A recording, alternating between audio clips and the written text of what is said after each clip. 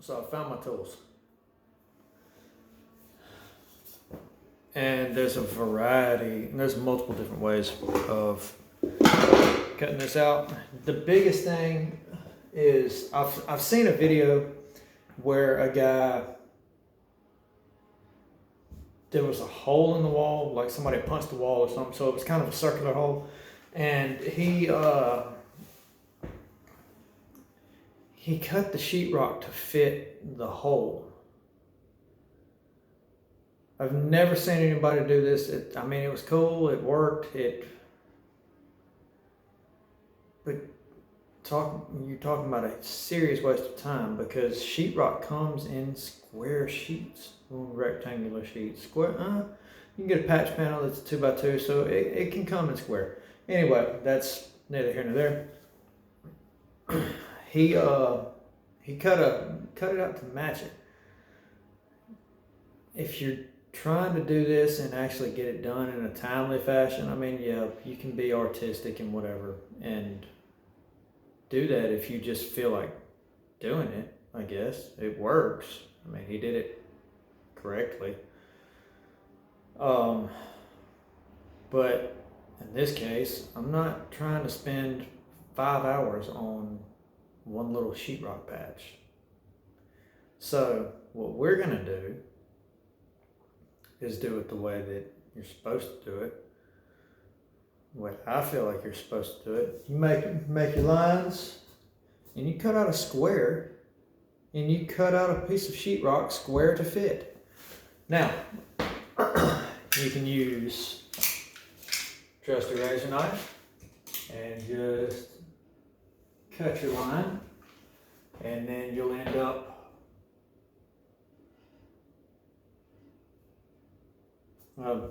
you really got to work with the razor knife, or use a saw. And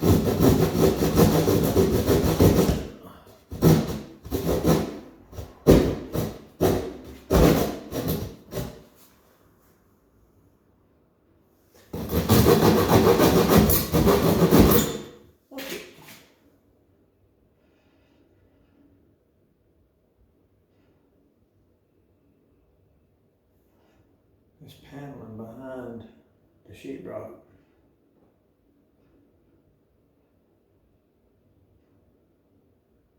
Why is there paneling behind the sheetrock?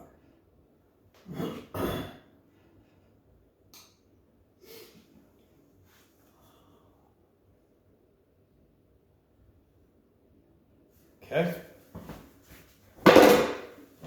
So there's paneling behind the sheetrock, apparently. Luckily, that blade is horrible. I'll be right back.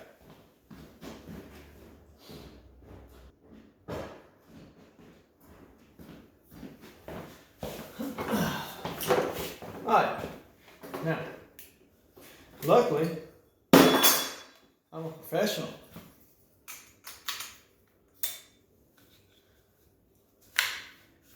You know what professionals have? Professionals have tools that make my life quicker and easier. This guy is Makita.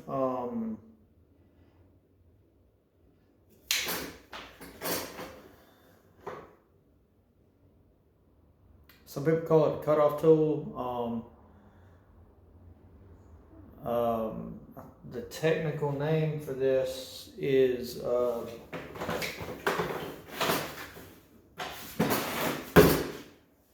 oscillating saw. That's an oscillating saw. A lot of people call it a cutoff tool, a multi-tool.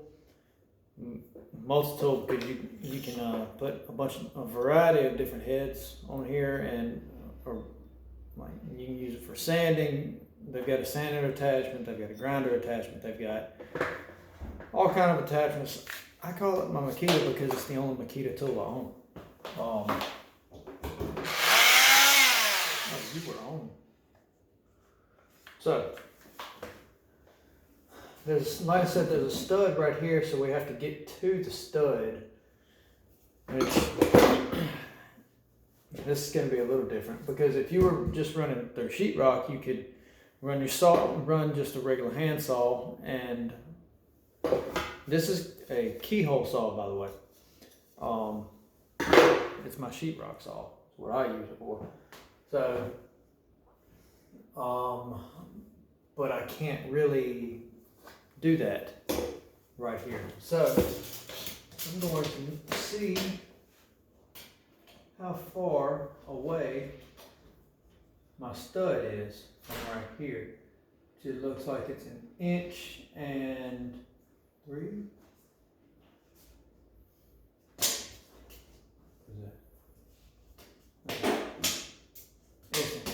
inch and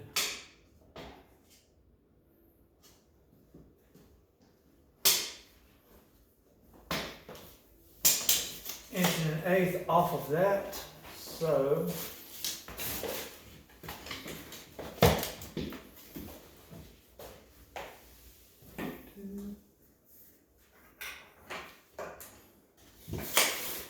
this is where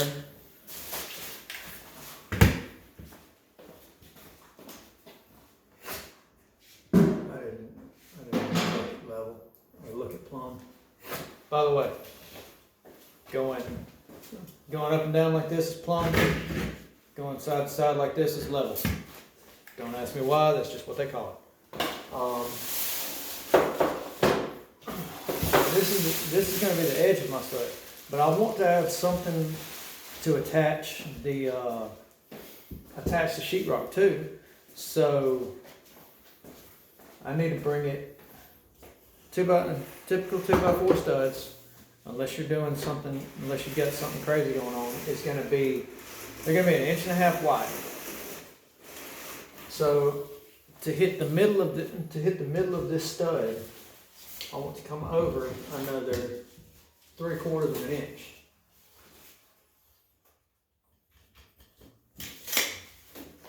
So, because I've already got right here that I can do, that I can use. So I'm going to cut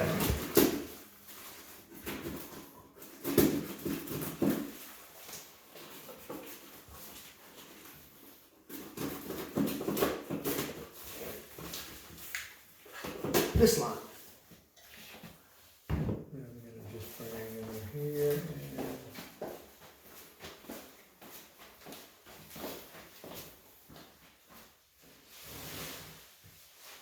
This one.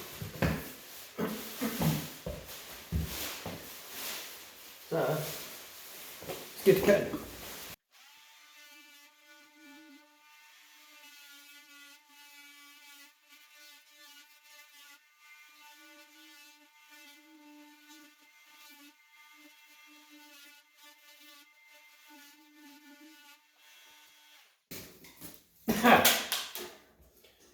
Oh, look at that. The nice pretty flower wallpaper on top of the panel. Hey, look at that. Yeah, I knew that from cutting the hole. Well, I wasn't here when you cut the hole. You could have told me there was paneling behind here. Oh, I figured you guys took something and found out. I didn't get surprised. Yeah. There's paneling behind that. Yeah. Hang on. I'll be in here in a second.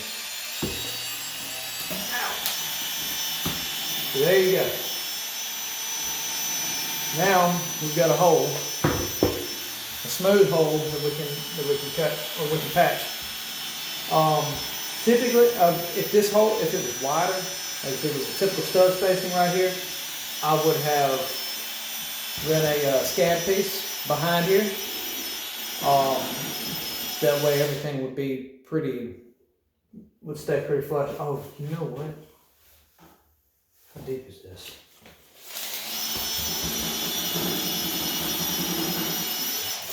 That turns it to 5/8. We're gonna have to do something different.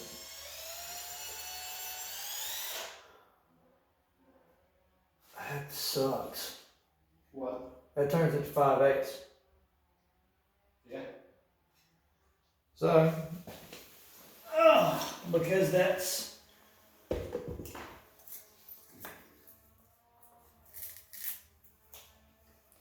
you got your paneling. Bless you. Bless me. Bless you, me.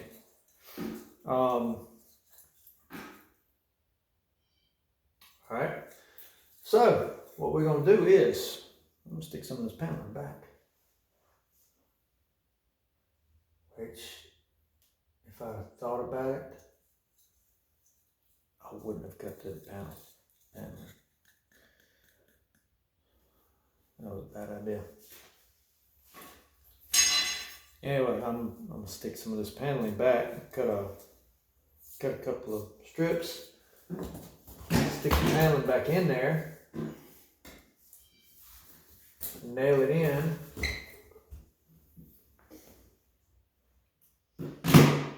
And this is 3/8 sheetrock. This is not 1/2 inch sheetrock.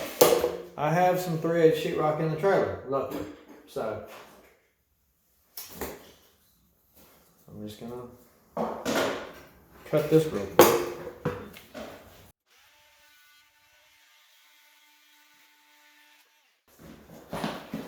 Alright.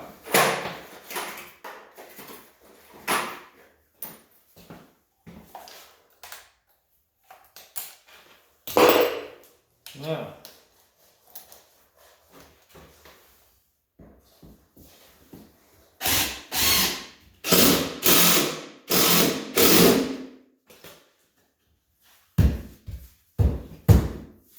I pulled the panel, did not pull the sheetrock.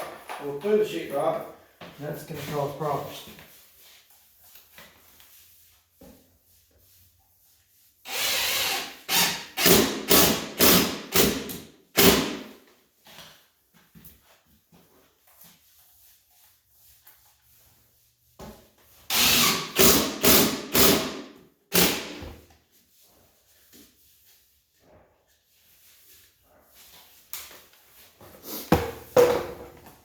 That's sheetrock. I don't want sheetrock. I want my panel.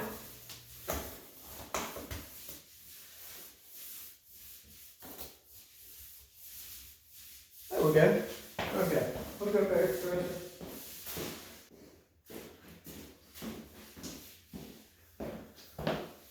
Alright, this does not work without air.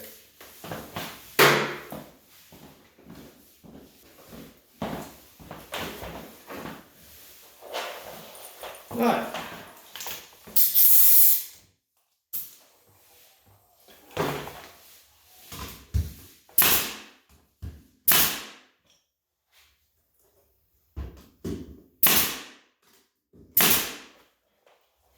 Okay, now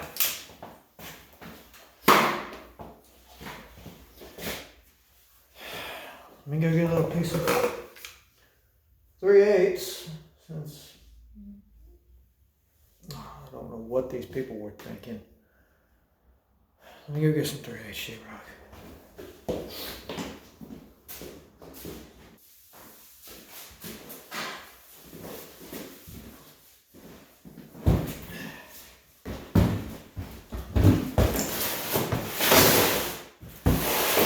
Okay.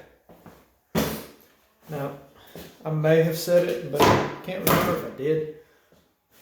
What I would normally do is, yeah, I went over that. Put something in between here, between the span, because it's that way everything will sit flush together. Now,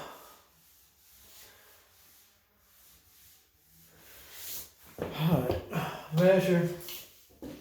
So we're looking at 4 1/8. 1/3/16. So 4 1/8. And then 4 1/4. I think I cut it crooked. which ain't no big deal. So I typically go an eighth, 3/8 to a quarter smaller than my hole. The reason behind that is to make it fit easier. Also, you're going to be running mud in it, so the sheetrock mud will go between the holes, and it'll be fine. So that was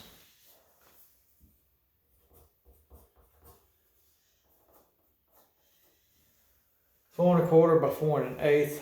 So I've got my little piece that I cut off of my 3/8 sheetrock, and teach y'all how to cut sheetrock real quick. Actually, cutting sheetrock is really easy.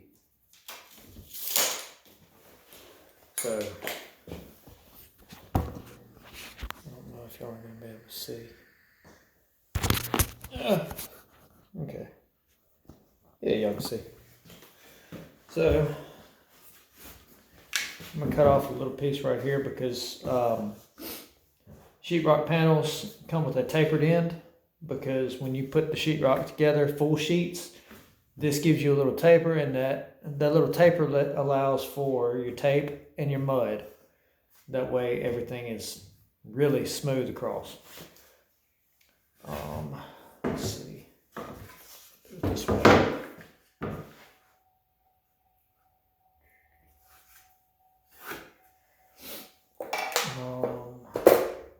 Tell you what, I'm just gonna go ahead and do it with this, with my level. That way I've got a good straight line.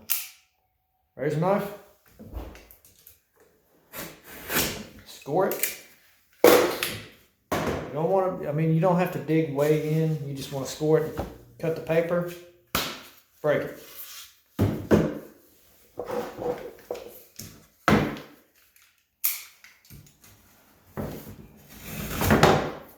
Get the paper off.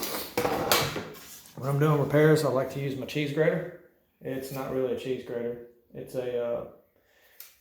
this is a Stanley Sureform. It's a plane. It's a type of plane. But this is why I call it my cheese grater. Throw that on there. Now you've got a good straight, smooth edge to work off of. So we're going 4, and what do I do with my pencil? Where's my pencil?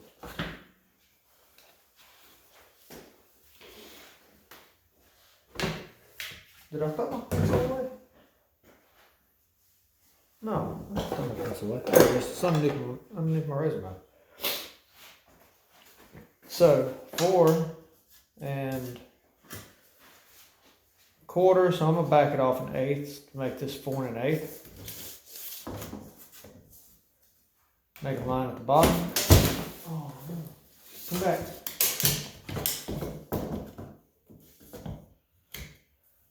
Make a line at the bottom. Make a line up near the top.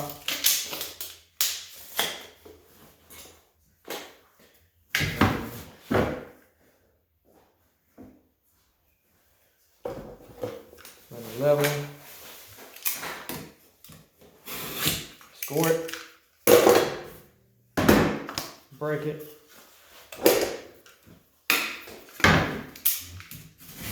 cut it. Now, got my 4 1/8.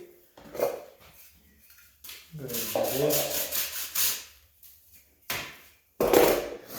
Because a lot of times when you break it, you can see right there how this little piece right here sticks out. That's why I run this. So 4 1/8. And I'm just gonna do 4 inches even right here.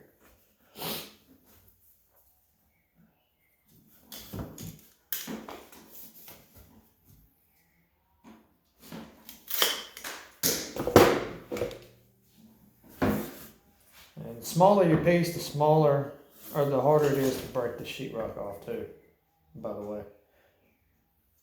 Sometimes it's just better to cut it, depending on what you're doing.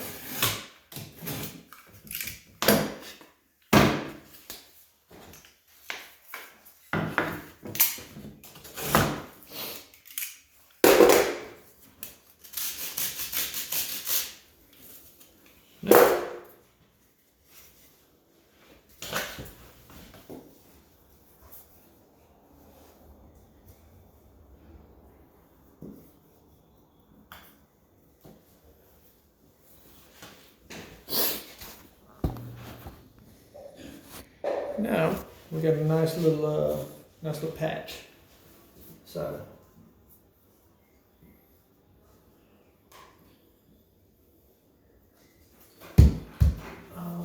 let's see.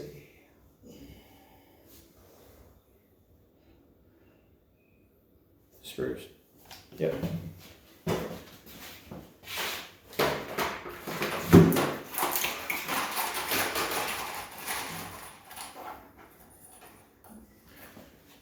Alright, take sheetrock screw and start it.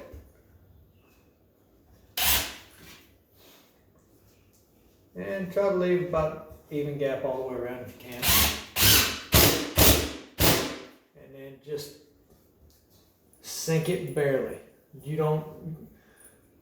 thing that holds sheetrock onto the wall is the paper. So you don't want to put your screw all the way through the paper. Patch is small, the mud will pretty much hold it anyway, but it's not the right way to do it. I told you, we're not doing it right on these videos. So I don't want anybody to take my advice and go screw something up and then try to come after me because you did something stupid. Don't do something stupid. Now, you got a patch in the sheetrock.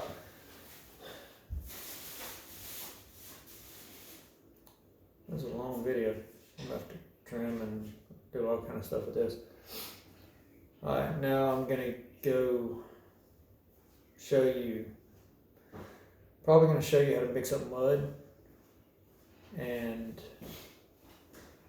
mix up some, I've got some 20-minute mud. We're trying to get this done today, so we don't really have time for it to dry. That's where 20-minute mud comes in handy.